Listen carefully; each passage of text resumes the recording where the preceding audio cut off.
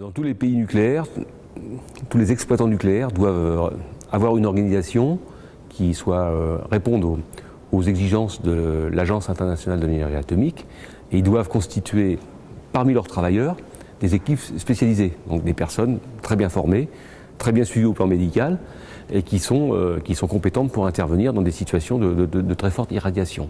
Donc, les premiers qui interviennent, ce sont ces équipes-là, puisqu'il faut être à la fois très compétent en termes de radioprotection, mais aussi très bien connaître l'installation pour pouvoir effectuer les bons gestes.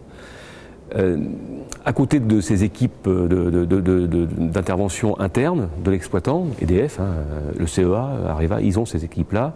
Les pouvoirs publics disposent d'unités spécialisées au niveau des pompiers, notamment il y a ce qu'on appelle les CMIR, les cellules mobiles d'intervention radiologique. Ce sont donc des sapeurs-pompiers, mais qui sont formés sur la problématique de l'incendie en milieu nucléaire.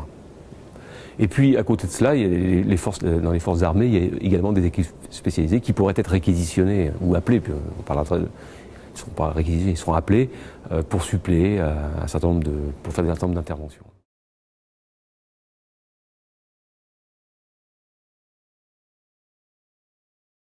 Elles connaissent extrêmement bien je dirais, la problématique de l'exposition au rayonnement ionisant. Elles sont équipées, et notamment, elles disposent de tenues, on voit sur les photos, une tenue blanche, le masque, les gants. Il faut protéger toutes les parties comme la peau. Des chaussures également spéciales. Elles portent des dosimètres opérationnels, ça c'est extrêmement important, pour savoir à n'importe quel moment où elles se situent en termes de dose, et notamment lorsqu'elles s'approchent de ce qu'on appelle un point chaud. Ensuite, elles sont formées dans le sens où elles savent que pour intervenir, il faut aller extrêmement vite. Ce sont des équipes, ça veut dire qu'avant d'intervenir, je dirais qu'il y a une analyse de la situation et il y a un partage des tâches pour que chacun sache ce qu'il doit faire de façon précise, de façon à limiter le temps d'exposition qui finalement est la seule parade, non pas pour ne rien recevoir, mais pour réduire l'exposition des travailleurs.